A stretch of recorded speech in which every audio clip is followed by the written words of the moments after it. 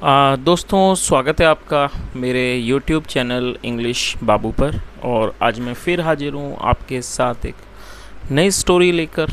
और दोस्तों, आज जो स्टोरी मैं आपके लिए लेकर आया हूँ ये एक शॉर्ट स्टोरी है। बहुत ही सुंदर कहानी है, सुनकर आपको बहुत मज़ा आएगा।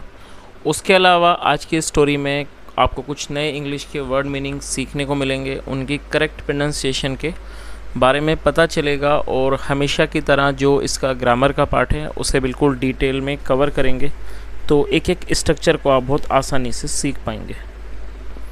तो चलिए दोस्तों, आज की इस कहानी को हम शुरू करते हैं। और सबसे पहले कहानी का टाइटल देखते हैं। कहानी का टाइटल है रिकॉग्निशन। दोस्तों, रिकॉग्निशन एक नाउन है जिसका अर्थ होता है पहचान, और इसकी वर्ब है रिकॉग्नाइज। रिकॉग्नाइज का मतलब होता है पहचान करना, जो कि एक वर्ब है। लेकिन ये जो शब्द है ये एक नाउन है, रिकॉग्निशन। तो दोस्तों, ये आज की इस कहानी का टाइटल है, शीर्षक है। और अब मैं इसे पढ़ना शुरू करता हूँ। आपसे रिक्वेस्ट है आप कहानी को बिल्कुल ध्यान से सुने, और यदि आज की स्टोरी में आपको कोई नया वर्ड मिले या फिर ग्रामर का नया स्ट्रक्चर मिले तो आप उसे नोट भी ज़रूर करें। तो चलिए इसको शुरू करते हैं। A son was born to King Krishnadeva राय। क्या मतलब हुआ दोस्तों? ये जो हमारा वाक्य है ये पास्ट इंडेफिनिट का पैसिव वॉइस का वाक्य है, जहाँ पर वॉज या वर्ब के साथ वर्ब की थर्ड फॉर्म का प्रयोग किया जाता है। तो इस लाइन का क्या अर्थ हुआ? A son was born to king Krishnadeva Raya, मतलब कि राजा कृष्णदेव के यहाँ एक बेटे का जन्म हुआ। There was great celebration in the kingdom, और राज्य में बहुत बड़ा उल्लास, मतलब कि सेलिब्रेशन हुआ, मतलब कि उल्लास हुआ राज्य में।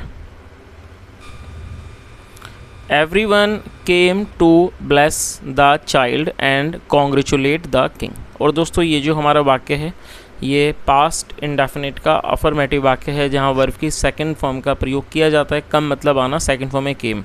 Everyone came to bless, bless का मतलब होता है आशीर्वाद देना। Everyone came to bless the child मतलब हर कोई बच्चे को आशीर्वाद देने आया। एंड कॉन्ग्रेचुलेट द किंग, और राजा को बधाई देने। कॉन्ग्रेचुलेट का मतलब होता है बधाई देना। तेनाली रमन केम टू, और दोस्तों TOO का मतलब होता है भी। तेनाली रमन केम टू मतलब कि तेनाली रमन भी आए। He looked at the infant in his cradle and set. क्या अर्थ हुआ दोस्तों? इन्फेंट का मतलब होता है नवजात शिशु, जो बिल्कुल ही छोटा बच्चा होता है, जिसे उसे हिंदी में नवजात शिशु कहा जाता है, जिसकी इंग्लिश होती है इन्फेंट। तो आप चाहें तो इस वर्ड को नोट कर सकते हैं, INFANT, इन्फेंट मतलब नवजात शिशु। He looked at the infant मतलब उन्होंने नवजात बच्चे को देखा।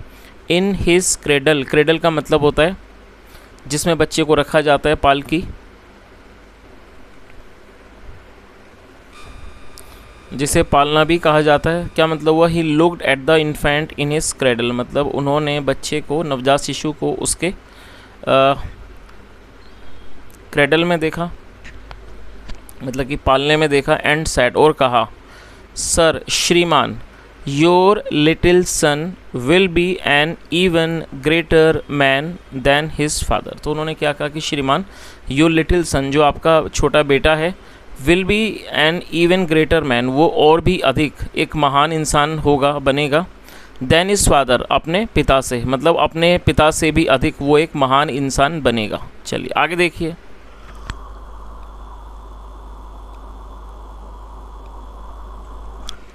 The king smiled but sad, जो राजा थे वो मुस्कुराए लेकिन उन्होंने कहा।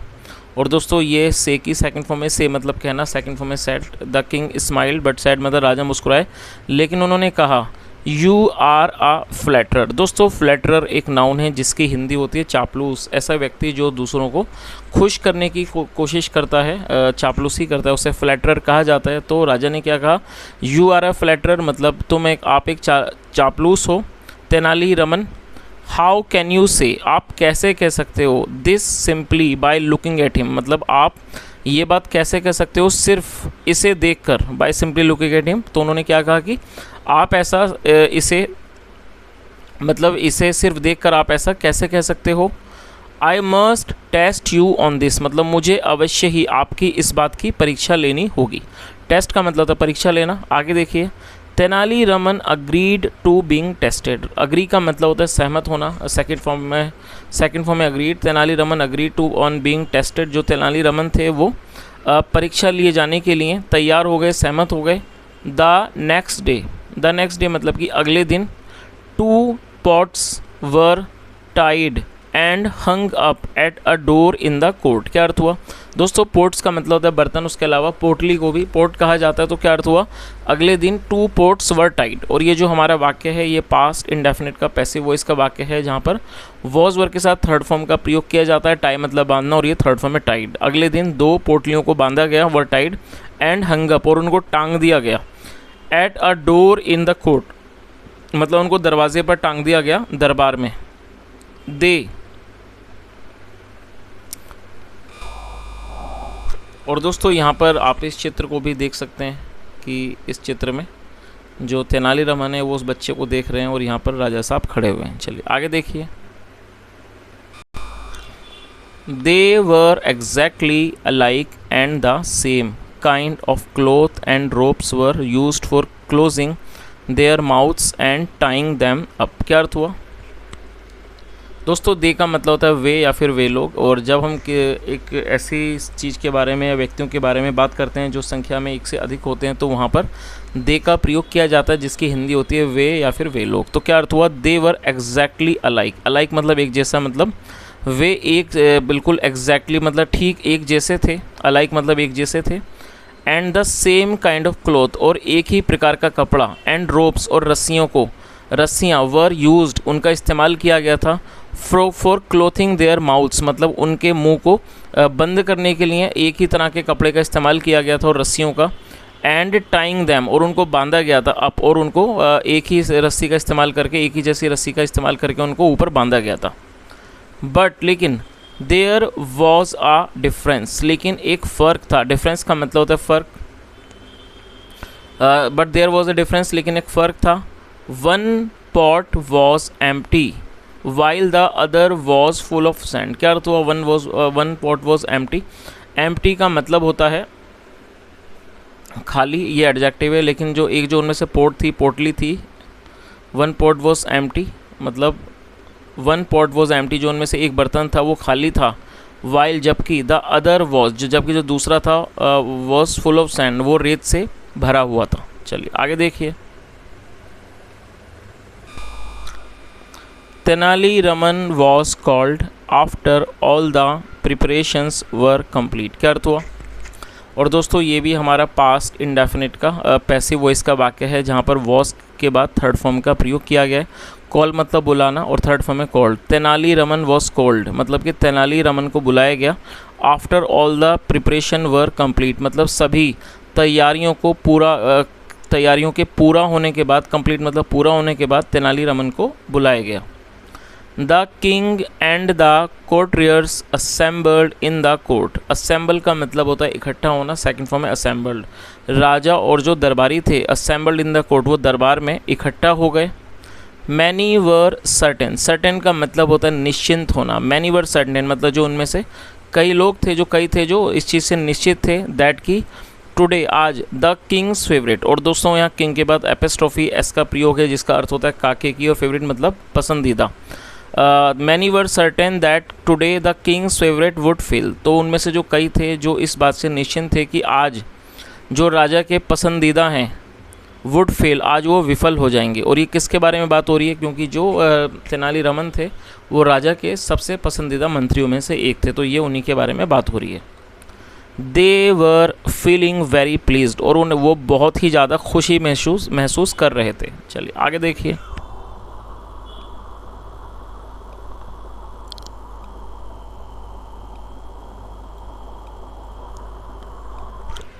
The king told Tenali Raman, जो राजा थे उन्होंने तेनाली रमन को कहा, उन्हें बताया, Raman you see these 2 pots। तो उन्होंने कहा कि रमन, और दोस्तों दीज जो है वो पास की चीज़ों के लिए प्रयोग किया जाता है। जब कोई पास की चीज़ों के बारे में हम इशारा करते हैं और वो संख्या में एक से ज़्यादा होते हैं तो वहाँ पर दीज का प्रयोग किया जाता है, और यदि वो संख्या में एक हो तो दिस का प्रयोग किया जाता है। तो क्या अर्थ हुआ? The king told Tenali Raman, राजा ने तेनाली रमन से कहा या उन्हें बताया, Raman you see these two pots, Raman आप इन दोनों बर्तनों को देखते हो, पोटलियों को देखते हो। One is full of sand, मतलब एक जो है वो रेत से भरी हुई है, and the other is empty, और जो दूसरी है वो खाली है। You have to identify which one has sand in it just by looking at it. दोस्तों आइडेंटिफाई का मतलब होता है पहचान करना, और ये वर्ब की फर्स्ट फॉर्म है। तो उन्होंने क्या कहा, यू हैव टू आइडेंटिफाई मतलब आपको पहचान करनी है, विच one has sand in it मतलब किसके अंदर रेत है, just by looking at it सिर्फ उसको देखकर आपको ये बताना है, ये पहचान करनी है कि किसके अंदर रेत है। चलिए आगे देखिए। Tenaliraman went up to the pots, जो तेनालीरामन थे वो ऊपर पोट्स तक मतलब बर्तनों तक गए, and looked at them carefully, और उनको ध्यान से देखा। He walked around them, around मतलब आसपास, और वो उसके अराउंड मतलब आसपास, ही वॉकड अराउंड देम, और उन्होंने उसके आसपास चक्कर लगाया। It was a difficult problem to solve, और ये एक कठिन समस्या थी, मतलब इसको सुलझाना, सॉल्व मतलब सुलझाना, इसको सुलझाना एक कठिन समस्या थी। ही साइड लाउडली, दोस्तों SIG का मतलब होता है गहरी सांस लेना। अक्सर कई बार जब हम थक जाते हैं, निराश होते हैं या परेशान होते हैं, उदास होते हैं, तो हम गहरी सांस लेते हैं, तो और इस तरह की सांस लेने की क्रिया को साई कहा जाता है, और सेकंड फॉर्म है साइड। तो क्या अर्थ हुआ, ही साइड लाउडली, उन्होंने ज़ोर से एक गहरी सांस ली। The courtiers who were jealous of him, और जो दरबारी थे, who were jealous of him, जो उनसे जलते थे, जो उनसे ईर्ष्या करते थे। लुक्ड एट वन अनादर, उन्होंने एक दूसरे को देखा, एंड स्माइल्ड, और वो मुस्कुराए। दे वर श्योर, वो निश्चिंत थे, दैट कि Tenaliraman was going to fail, और वो इस चीज़ से निश्चिंत थे कि जो तेनालीरामन है आज वो विफल होने जा रहे हैं। After walking around the pots once more, मतलब फिर एक बार उन पोट्स के, पोटलियों के, या कह सकते हैं बर्तनों के आसपास चक्कर लगाने के बाद, Tenaliraman went up to the king, जो तेनालीरामन थे वो राजा के पास गए, एंड बोर्ड, और वो झुके। और दोस्तों बो का मतलब होता है सम्मान में किसी के आगे झुकना, और वो झुके। आगे देखिए।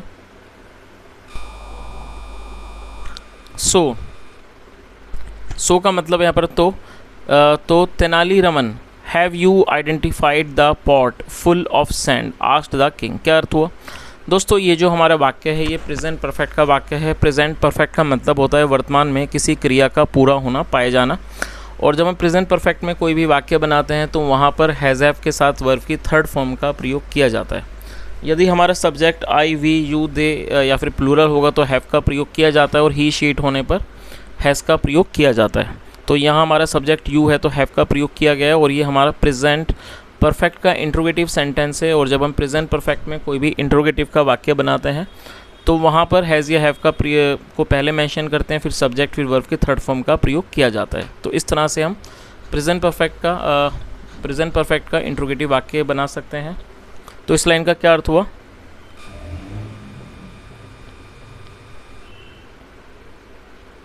तो क्या मतलब हुआ। तो Tenali Raman, have you identified the pot full of sand, तो उन्होंने क्या कहा कि तेनालीरामन क्या आपने पहचान कर ली है द पॉट, उस बर्तन की, फुल ऑफ सैंड मतलब कि जो रेत से भरा हुआ है, क्या आपने उस बर्तन की पहचान कर ली है। आस्क्ड द किंग, राजा ने पूछा। यस सर, हाँ श्रीमान। The one on the right, मतलब कि हाँ श्रीमान, द वन मतलब वो वाली, ऑन द राइट मतलब कि दाईं तरफ, इज़ फुल ऑफ सैंड वो रेत से भरी हुई है, एंड द अदर और जो दूसरी है, one is and the other one और जो दूसरी है, इज़ एम्प्टी वो खाली है। ही रिप्लाइड उन्होंने जवाब दिया। चलिए आगे देखिए।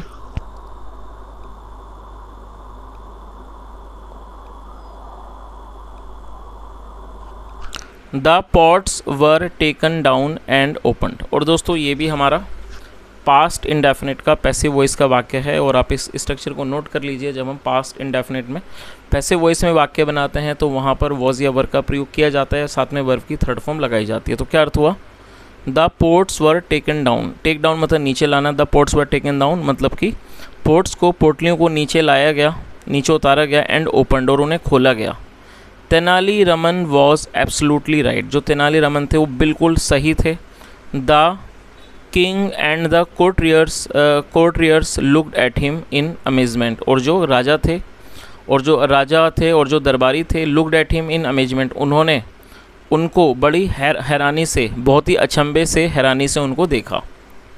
How did you guess that Tenaliraman asked the king, राजा ने पूछा how did you guess that Tenaliraman, तो तेनालीरामन आपने ये कैसे पता लगाया। चलिए आगे देखिए। और दोस्तों इस पार्ट को आप थोड़ा ध्यान से सुने, क्योंकि यही इसी पार्ट में हमें पता लगेगा कि तेनालीरामन ने इस बात का कैसे पता लगाया कि किस बर्तन में रेत है और कौन सा बर्तन खाली है। चलिए देखते हैं इसको। सर श्रीमान, the two pots were alike and so were the ropes. क्या अर्थ हुआ सर कि श्रीमान, the two pots were alike, मतलब जो दो पोट्स थे, बर्तन थे, वर अलाइक, वो एक जैसे थे, एंड सो इसलिए, वर द रोप्स, और जो वर द रोप्स और जो रस्सियाँ थीं, बट लेकिन वन हंग स्लाइटली लोअर, लेकिन जो एक थी वो थोड़ी सी नीचे टंगी हुई थी,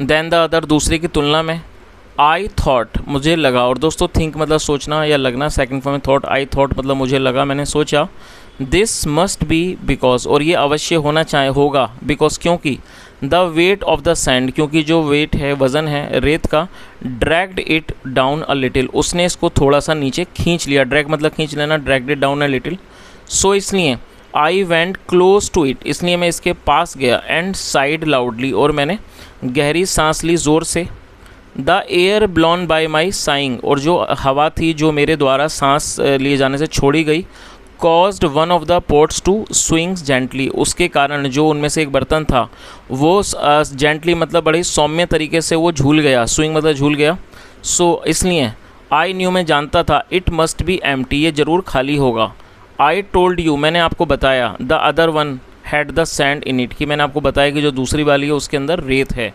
दैट्स ऑल सर, सिर्फ यही है श्रीमान, रिप्लाइड तेनालीरामन, तेनालीरामन ने जवाब दिया। चलिए तो दोस्तों ये आज की एक छोटी सी कहानी थी, और यदि आपको आज की कहानी अच्छी लगी हो, मेरा पढ़ाने का प्रयास अच्छा लगा हो, तो आपसे रिक्वेस्ट है वीडियो को लाइक करें, शेयर करें, चैनल को ज़रूर सब्सक्राइब करें। और दोस्तों उसके अलावा आज मैं आपसे कुछ कहना चाहूँगा कि जैसे मैं आपको हमेशा ये बात कहता हूँ कि जब भी मैं कोई नई वीडियो लाता हूँ, और मैं शुरुआत में ही आपको बताता हूँ कि आप लोग ज़रूर वर्ड मीनिंग को नोट करें, क्योंकि जब आप वर्ड मीनिंग को नोट करेंगे तो उन्हें आप बाद में याद भी कर सकते हैं। और उसके अलावा दोस्तों मैं हर वीडियो में पूरी कोशिश करता हूँ कि जो भी पॉसिबल हो इस स्ट्रक्चर ग्रामर के आपको बताए जाएं, ताकि आप लोग थोड़ी उसमें ग्रामर भी सीख सकें। So I just want to ask you from I mean this video that you know I'm sure that you have been watching these videos for a very longer period of time, because I see a lot of comments. So please just tell me maybe through the comment section that are you guys getting any benefit of or not, because whenever I bring a new video, my sole motto is that I should be able to tell you all the vocabs apart from the grammar structure. And apart from this guys, if you really want to improve your English, so there are many things which you can do at your end. Apart from learning vocabulary and grammar structures, you should also try to speak in English, because the fact is that the more you speak, the more you improve your spoken English, because spoken English is little bit different than writing, because if you do not practice at home, or if you do not speak in English, so it is going to be very difficult to speak in English. Because when you learn grammar or when you vocabs, but if you do not practice or if you do not speak in English, so that is not going to help you a lot. So what you should try to do, that you should practice grammar, and you should try to practice different rules. You should learn vocabs, but apart from this, you should also try to speak in English. And you can also talk to your friends, those who can talk to you in English.